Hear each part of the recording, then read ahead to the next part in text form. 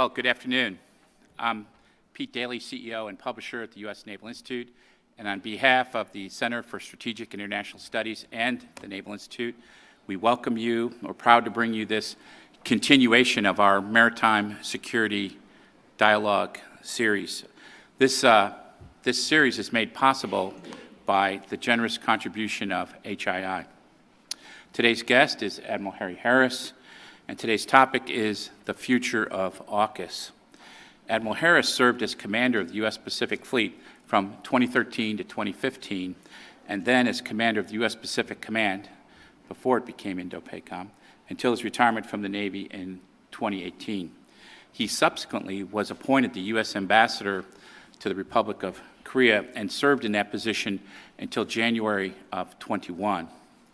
A 1978 graduate of the U.S. Naval Academy, Admiral Harris was designated a Naval Flight Officer and FO in 1979. Previously, he commanded Patrol Squadron 46, Patrol and Reconnaissance Wing 1. He commanded the Joint Task Force at Guantanamo, commanded the U.S. Sixth Fleet, Striking and Support Forces NATO. Staff assignments include 3 tours on the Navy OPNAV staff, including Deputy Chief of Naval Operations for Communications Networks. He also served as assistant to the chairman of the Joint Chiefs from 2011 to 2013, and in that capacity, he traveled globally as the chairman's personal representative to the Secretary of State. Holds a master's in public administration from Harvard's John F. Kennedy School of Government and a master's in national security studies from Georgetown University. Today, we'll have a short scene setter from the CSIS Australia chair, Dr. Charlie Edel, who'll give a brief introduction, and then Dr. Seth Jones will engage Admiral Harris up on stage in a moderated discussion that will include Q&A. Dr. Jones is the Senior Vice President, Harold Brown Chair, Director of International Security Program, and Director of the Transnational Threats Project here at CSIS. So first, over to Dr. Edel, and then to our dialogue between Seth and Admiral Harris. Thank you.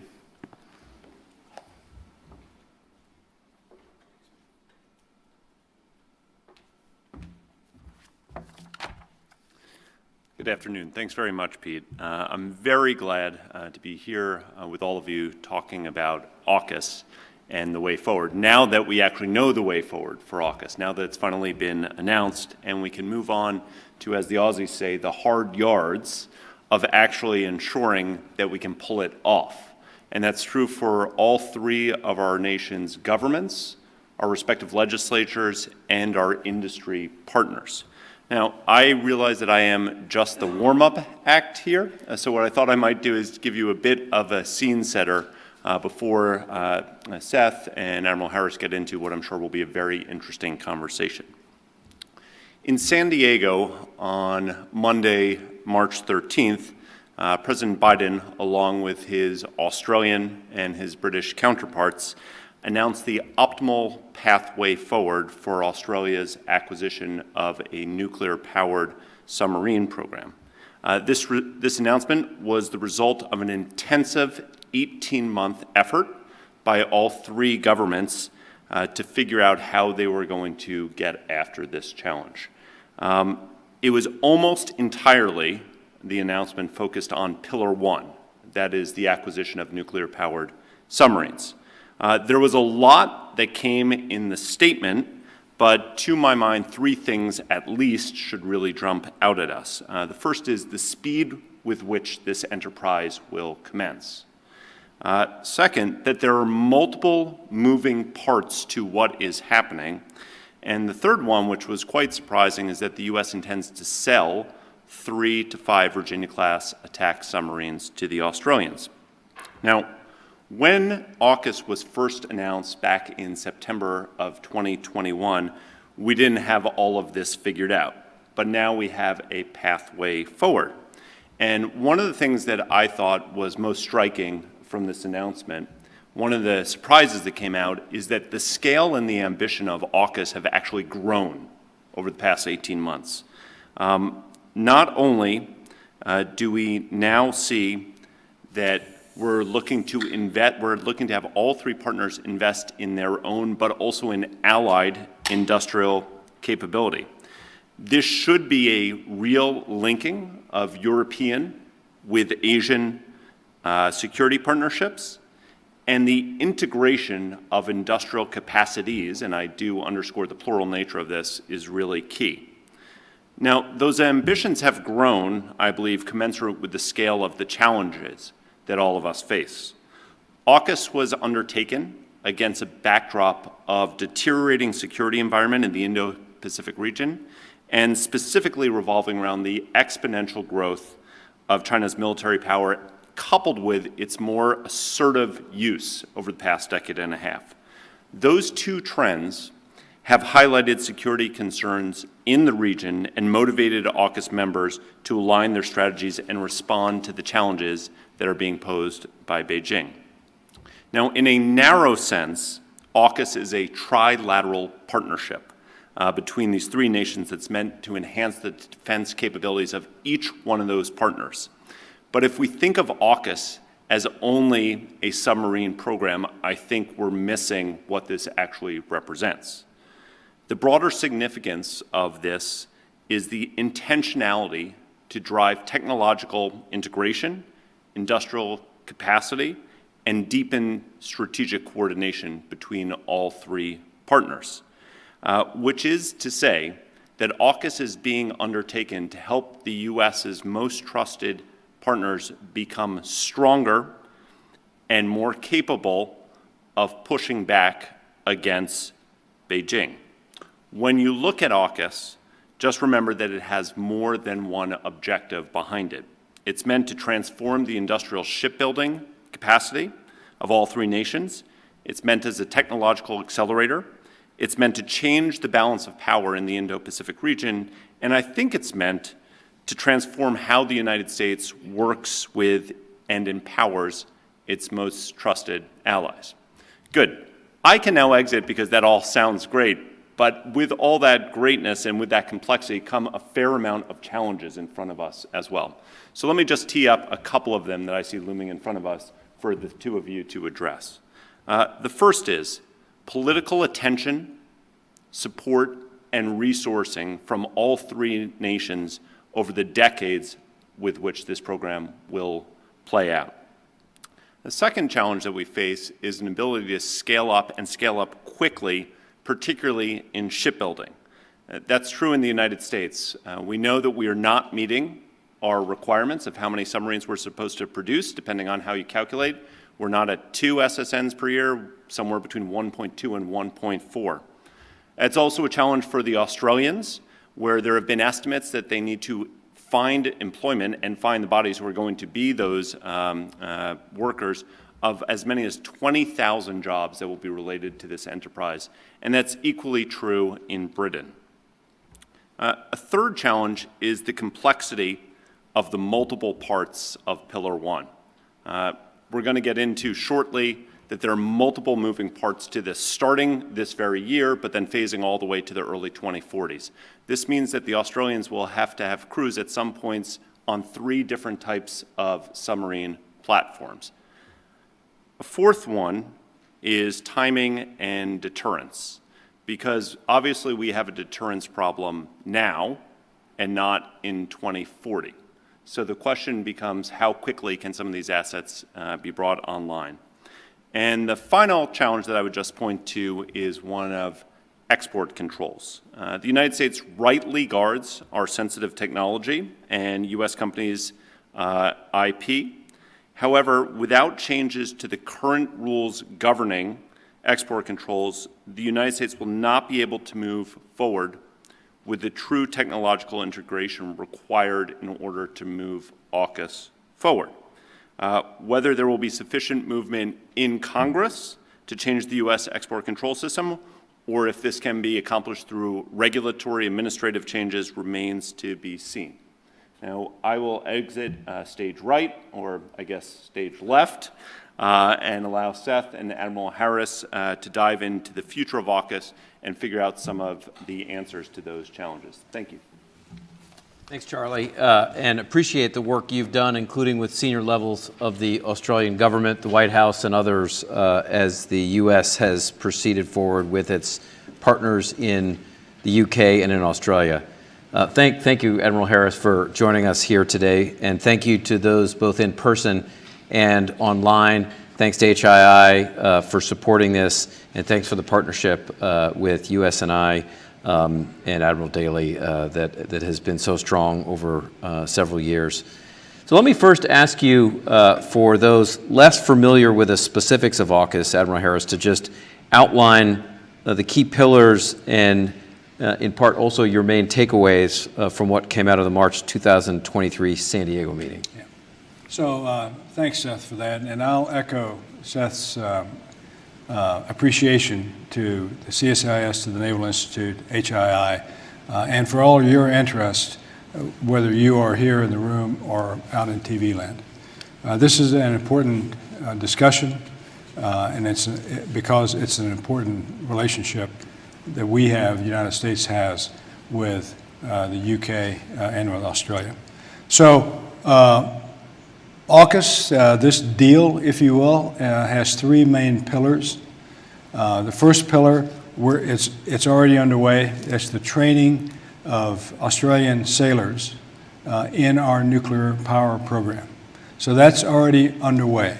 We will also, us being the US and the UK, will also immediately begin ramping up, increasing the number of port visits of our submarines to Australian ports. And that will eventually get to the point where we will begin to stage submarines out of Australian ports under rotation, probably in the late 2020s. And we're going to call our part of that the Submarine Rotational Force West. So all of that is under the first pillar, and that pillar is already underway now. The second pillar is, I think, the most interesting pillar, because the second pillar is the U.S. commitment to sell to Australia 3 Virginia-class submarines, with an option for Australia to buy 2 more. And this is really remarkable when you think about it, because we are going to share our crown jewel, our nuclear submarine program, with Australia. And that will happen in Pillar 2, and then Pillar 3, which will happen probably in the late 2030s or early 2040s. Australia by then will have the industrial base, the capability, the capacity, and the expertise in their workforce to build their own nuclear submarine. And this is where the UK comes in force. It'll be a modified UK SSN, modified austere class perhaps, but that's where we're going to go in the late 2030s to the early 2040s. And so the key to this, there are a number of keys. I won't go into all of them. I'll hope you ask them to me, and then I can take some time to answer them. But the key to this is that, in my opinion, is the second pillar, right? It's the selling of Virginia-class submarines to Australia to fly under sovereign Australian colors for the bulk of the 2030s until Australia has a capability and the capacity to build their own nuclear submarines. I'll stop there and then just respond to your questions.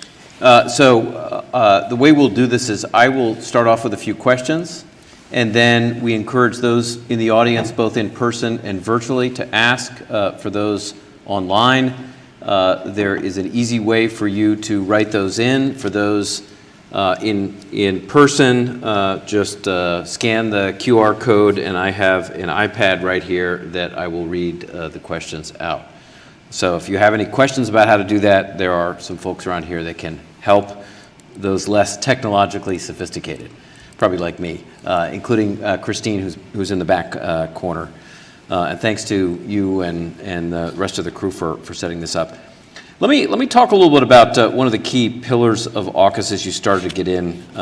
There has been a focus and will continue to be a focus on advanced capabilities, critical technologies.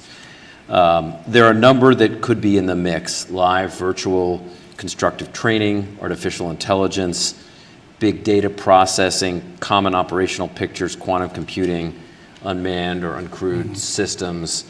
What do you take to be some of the more interesting options for advanced capabilities as you look down the road? You mean advanced capabilities for training or the advanced?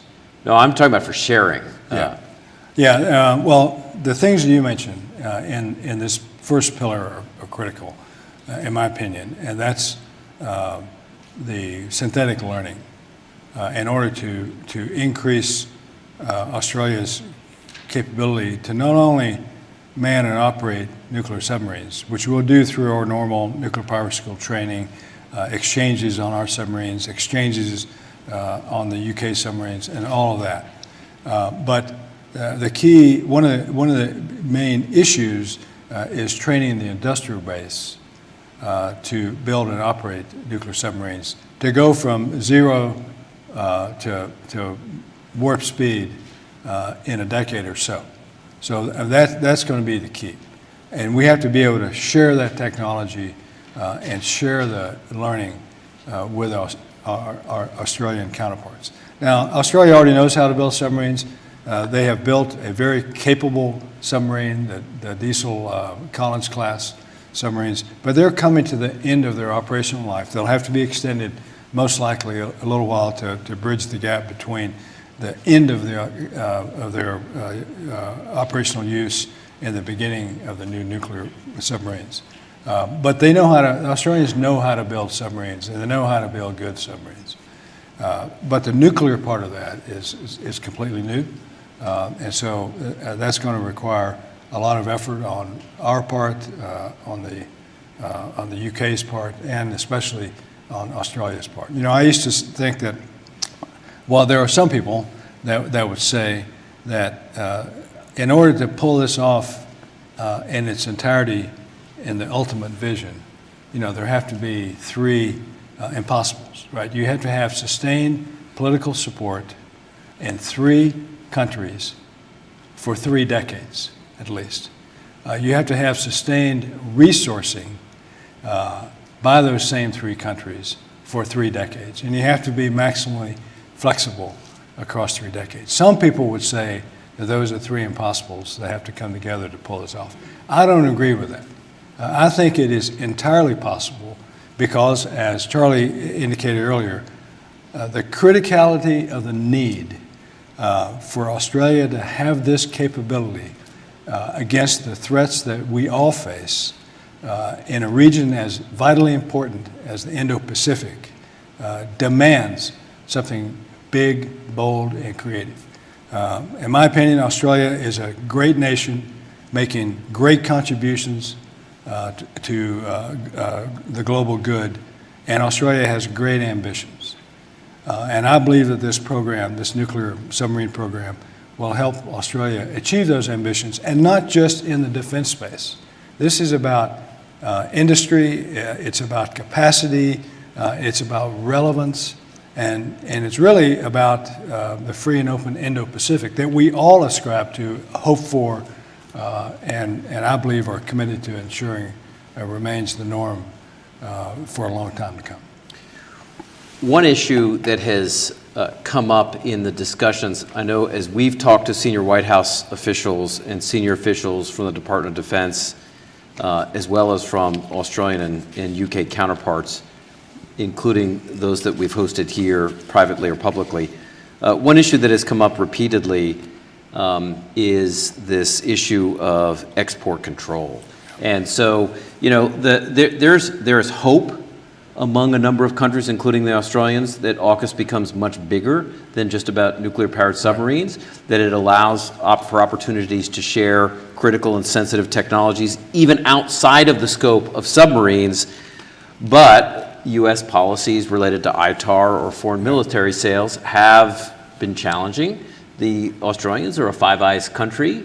So what is your thought, and you've noted recently in House Armed Services Committee testimony, you talked about how the U.S. has to get its export control policies right for this. So ITAR, that's the International Trade in Arms Regulations that the United States has in place, which limits or certainly requires processes to share technologies with different countries, including our friends, partners, and especially our allies. So I testified before the House Armed Services Committee last month at the beginning of February that we have to get ITAR right with regard to AUKUS, or AUKUS will fail. So if I go back to those three pillars, where ITAR comes into play is building to the third pillar. So we have to share our nuclear technology, our crown jewels that I spoke about before, with Australia in order to help them and their industrial base rise to the capacity to build a nuclear submarine, a nuclear power submarine. And that requires, in my opinion, either a change to ITAR for Australia or a carve-out for Australia within the existing ITAR regime. That means, ITAR exists, but we're going to exclude those restrictions, those regulations for Australia for their nuclear submarine program.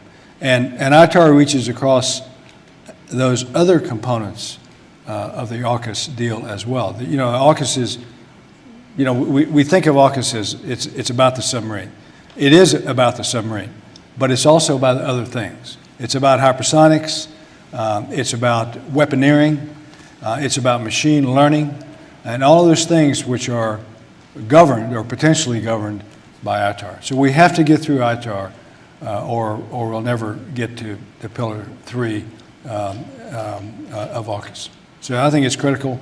I made that pitch to the House Armed Services Committee last month. Don't know how that's going to go in the long run, but it's out there anyway. Well, it also, that pitch needs to continue also with the foreign affairs side because it's a State Department function primarily with a Department of Defense component to it. So maybe we'll get you in front of the House Foreign Affairs Committee next so you can broaden the discussion. Happy to do it. Let me talk a little bit about the issue of shipbuilding. You were the commander of what is now U.S. Indo-Pacific Command. The most recent AUKUS announcement calls for Australia to buy 3 Virginia-class submarines, potentially 2 more. A lot of questions about, there certainly are constraints right now within the shipbuilding industry in the U.S., including the workforce. What is your sense about what are some of the main challenges and how do we get this done in a reasonable fashion? So are we committed to AUKUS or not? Is Australia committed to AUKUS or not? Is the UK committed or not? So that goes back to those things that I was talking about earlier about resourcing, about commitment over the long haul, at least three decades worth. And if we're committed to it, we can do it. Right? Look, we put a man on the moon in 8 years. We developed a COVID vaccine in 1 year. We can do AUKUS. Shipbuilding wise, as Charlie said, I think he said, if he didn't say it, he should have said it. We have, we have a requirement for 2 new submarines a year, and we're building something less than that in our industrial base. But we have 53 SSNs today. And so we're talking about 2% when we sell 1 to the Australians, 4% if we sell 2, and 6% if we sell 3. So Australia has 0, so they're going to go from 0 to 100%. So single-digit numbers mean a lot. Single-digit numbers can be ameliorated by the denominator. The denominator in our case being 53. The other issue is it's not a zero-sum game. We're not going to sell a submarine to Australia and then have some deficit in the global submarine force. Australia is a key American ally. We have been allies with Australia since we put U.S. troops under the command of Australian Lieutenant General Monash back in World War I. So we have been closely aligned and allied with Australia for well over a century. So an Australian Virginia-class submarine under Australian, sovereign Australian colors is a good thing. It's good for the free and open Indo-Pacific. It's good for the reach that Australia will have globally with a submarine of that capacity. And it's not about, though some would have you believe it, it's not about Australia giving up its sovereignty. Australia will own that submarine, the crews that are on it, it'll fly under Australian colors, and that's the transition to phase pillar 3, the third pillar, when Australia builds its own submarines. So I don't buy the argument that by selling 3 Virginia-class submarines to Australia, we're somehow hurting our own defensive capabilities. We're adding to it, in my opinion, not decrementing from it. One component of this, and I think that's important to look at, is it's certainly important to look at the next steps for AUKUS and the needs and the implications for technology sharing and shipbuilding. What would be helpful too is if you could highlight the need for AUKUS based on what you're seeing with the Chinese right now. When you look at the Chinese, you've called them repeatedly, including in testimony, an adversary more than a competitor.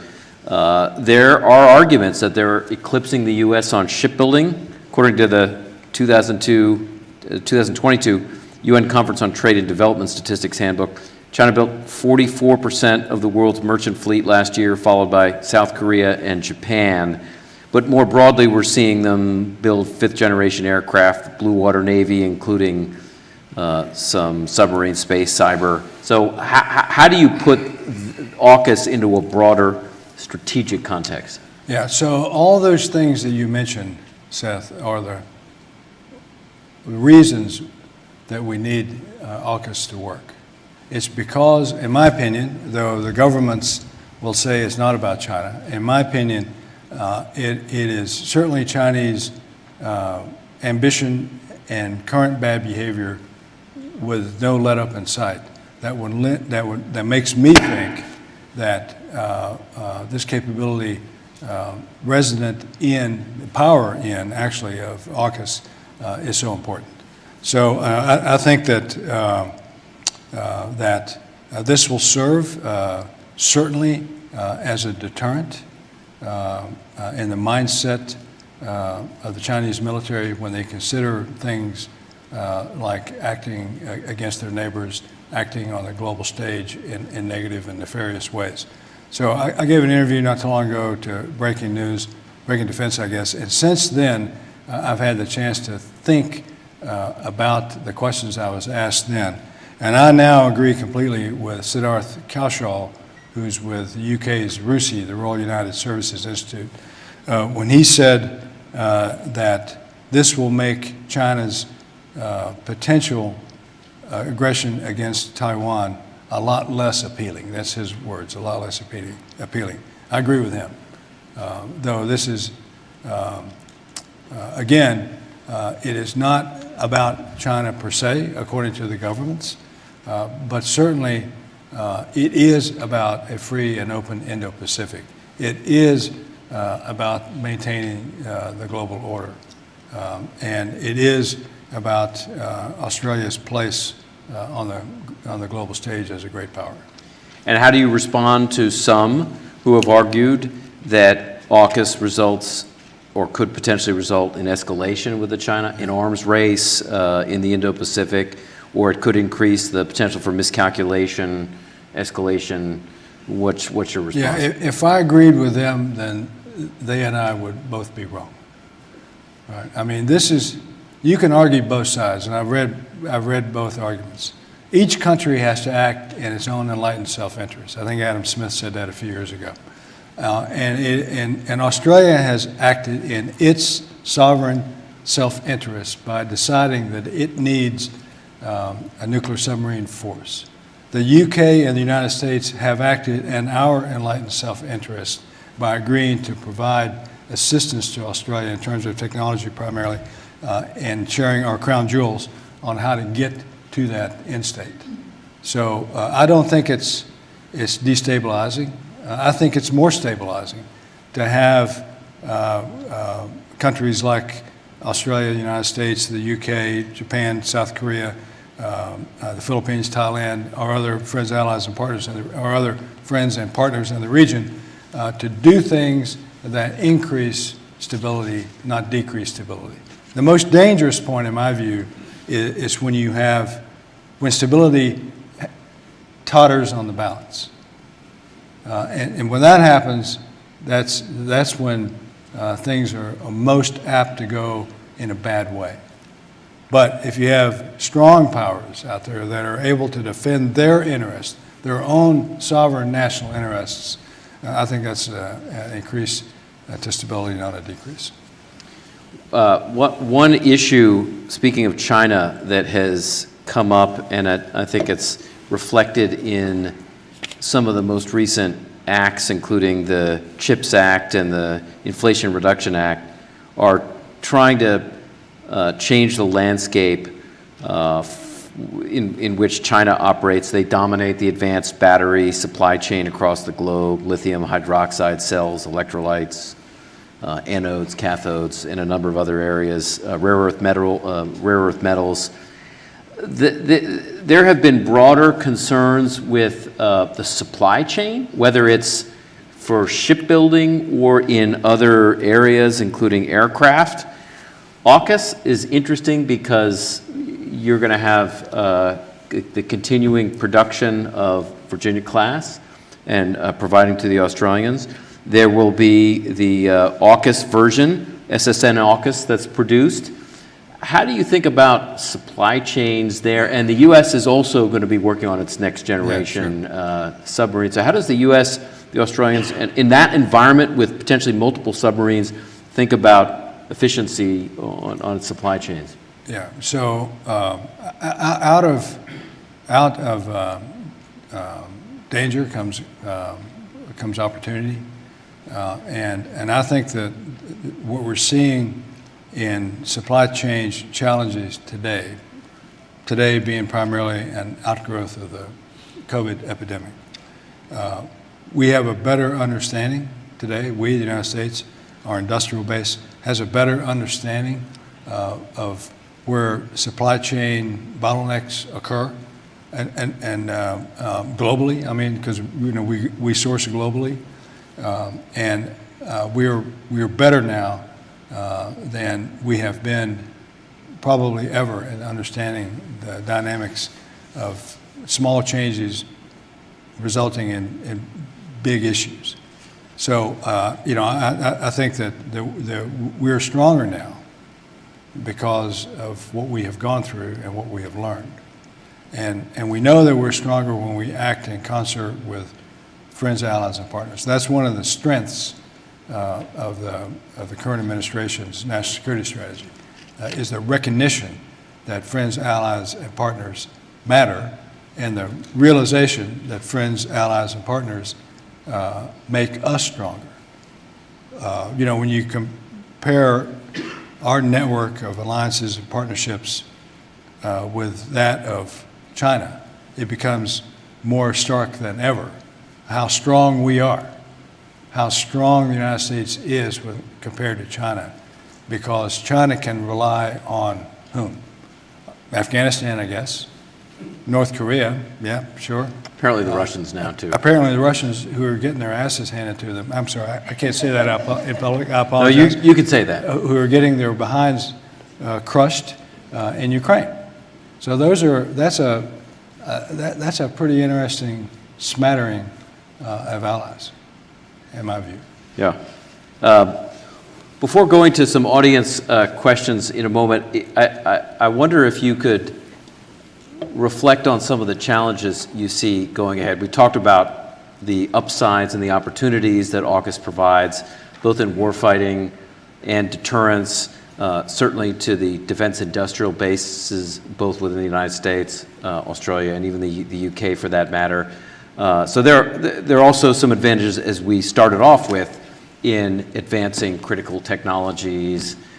But what are some of the issues, whether they're time, we've talked about export controls, but what are some of the other issues that you identify as potential challenges that are probably most significant that need to be worked through over the next few years as implementation of the various pillars occurs? Yeah, so probably the greatest challenge is expectations. We have to manage expectations. This program, the three pillars are going to run well into the 2040s by the time, the full realization of Australia's own nuclear power industry and submarine force is fully realized. So I think expectation management is one of the keys. Certainly ITAR is a key. Security classifications.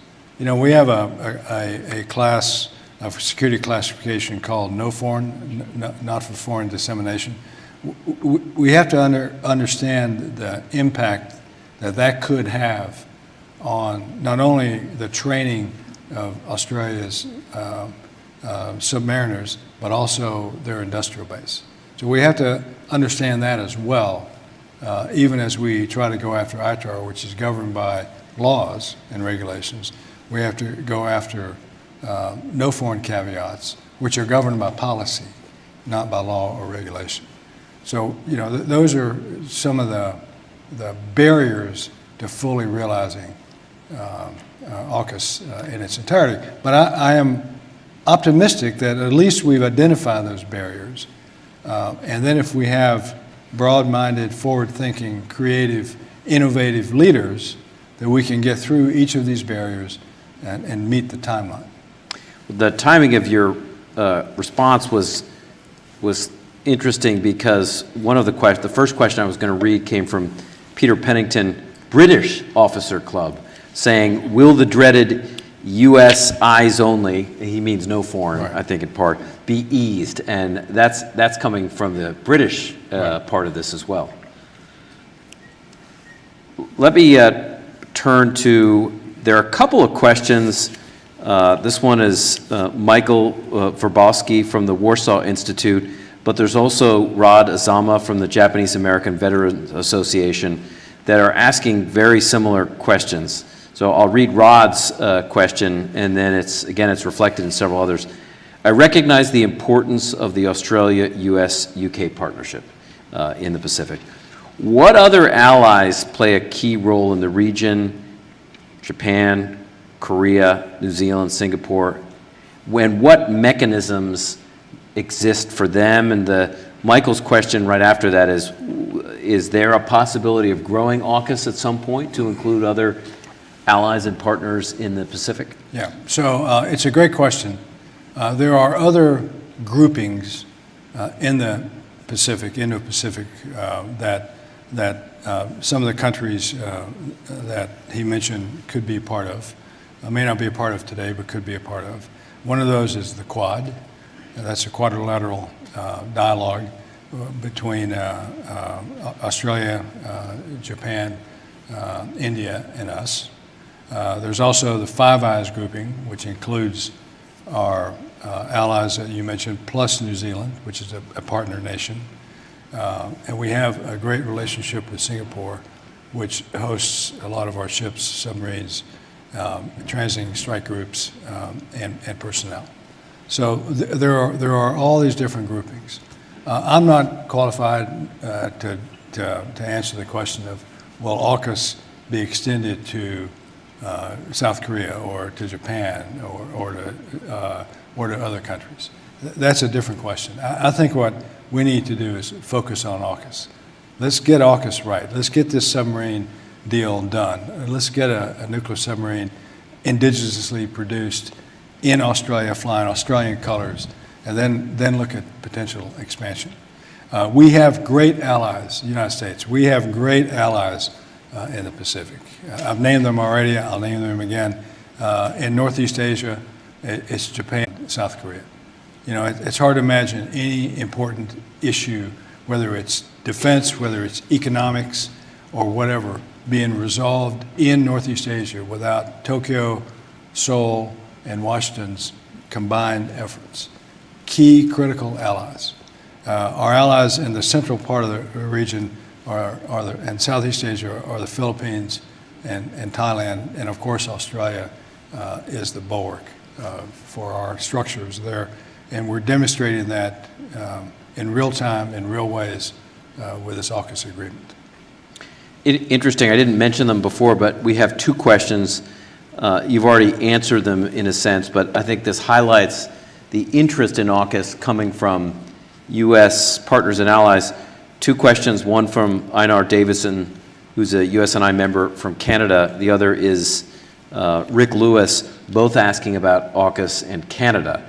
I mean, I say that in part just because there clearly is value identified from our closest allies and partners about AUKUS and interest at some point in joining, even if you say at this point, I can't answer that question, let's focus on AUKUS. Yeah. So to my Canadian friends up there, let's focus on AUKUS, but I will underscore how important Canada is. You cannot defend the United States homeland without Canada, without NORAD, the North American Air Defense Command, which existed long before NORTHCOM did. And that is an important component of North American air defense, Canadian and the United States' ability to defend our airspace together. My wife, as someone who's married to a Canadian, I strongly support that. Let me turn to Admiral Verma from the Indian Navy, who's currently at the U.S. Naval War College. And the Admiral asks, or he notes, a number of articles published recently state that AUKUS sets up a precedent of more nations that are signatories to the NPT developing nuclear capabilities for their subs. And then he goes on to say there are some concerns that the IAEA does not have an inspection regime in place for monitoring nuclear fuel used by these types of submarines. Do you have any comment? I should note, actually, before you answer that question, in this room, within the last 2 weeks, we had the IAEA director here who was very complimentary about the way AUKUS was set up and how confident he feels about AUKUS. But I leave the question to you. All right, thanks. As has been said earlier, the IAEA director was here, and he was very complimentary of AUKUS. And so, therefore, I think he's far more qualified than me to answer that question.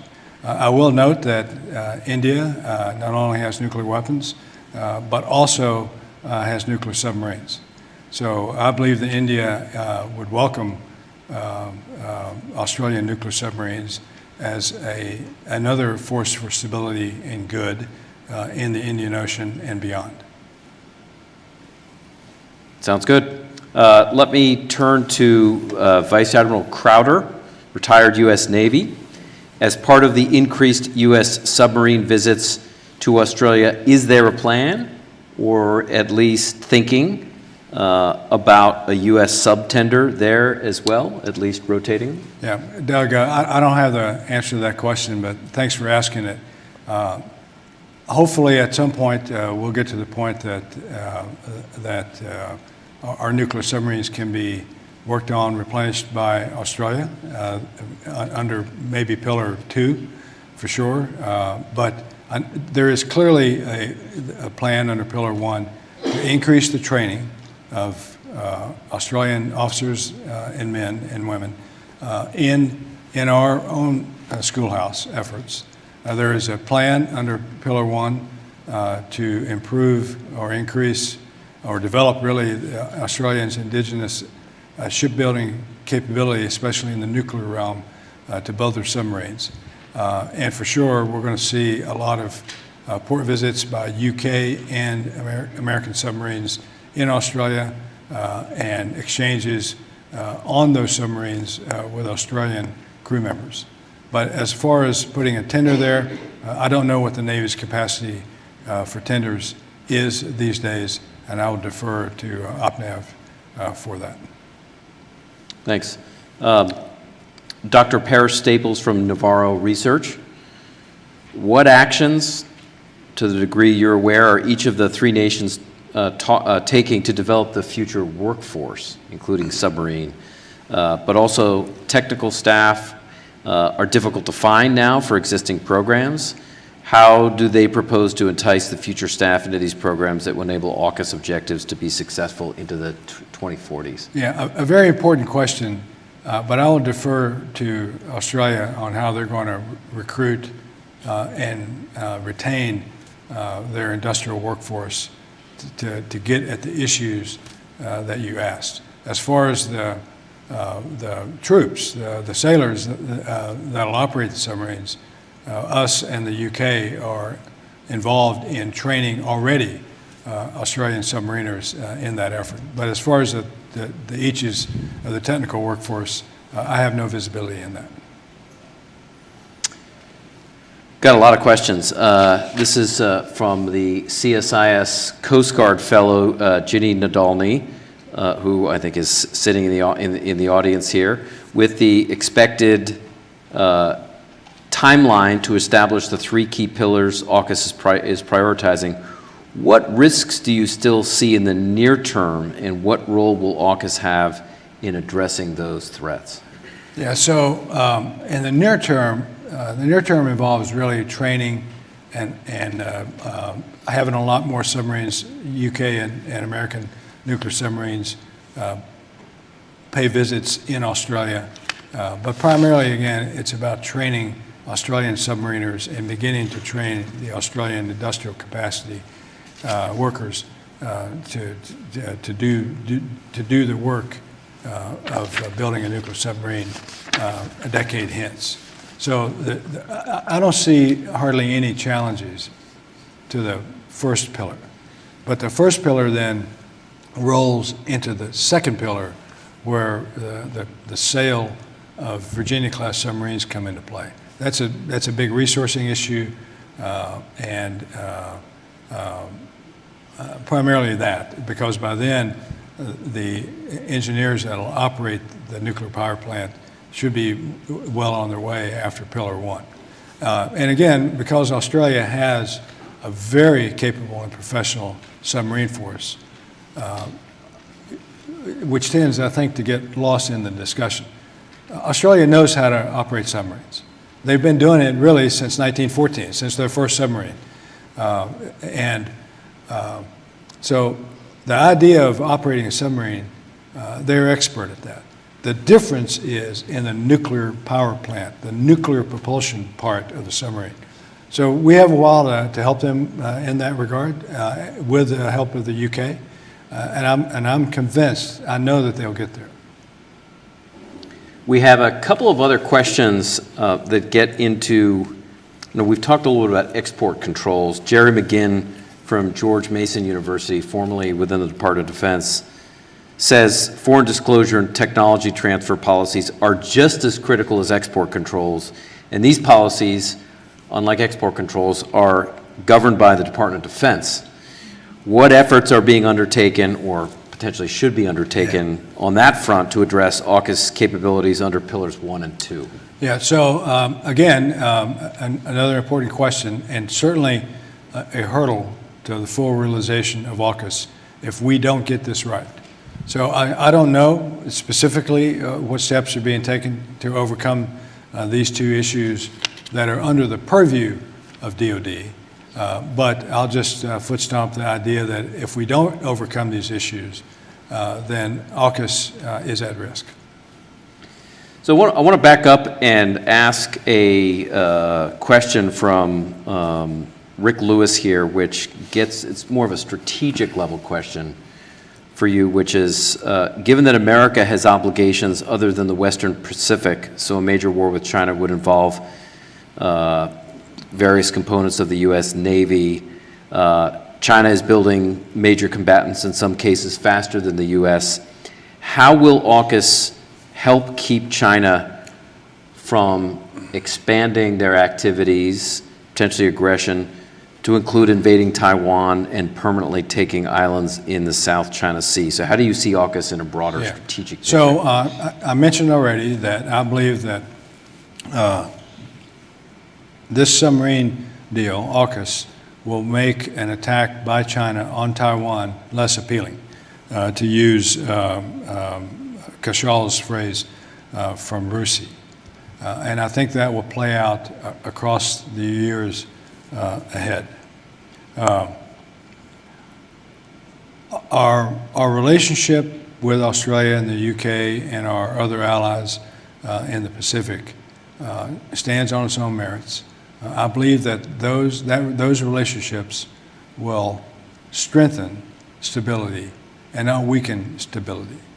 It's not destabilizing to be strong. It's destabilizing when you're weak, and which then encourages stronger entities, nations or whatever, other stronger entities to try to defeat you. But when you're strong, I think that the risks are actually less than if you're weak. And AUKUS certainly makes us stronger for sure. Yeah, I think there's no question that's the case. When it comes to posture, it's an interesting question from Christopher Woody of Insider, which is, how will the future basing of U.S. and British submarines near Perth as part of, I guess, what's going to be called Submarine Rotational Force West benefit the posture of U.S. and allied forces in the region? Well, for sure, we don't have to go there, right? I mean, to go from San Diego to Perth or from Norfolk to Perth or whatever, that is obviated if you're staging from there. I don't know if we're going to actually base submarines there. I know that under Submarine Rotational Force West, we're going to position submarines there, but for how long, whether it's like an FDNF, a forward deployed naval force structure like we have in Spain or in Japan, I don't know if that's the vision.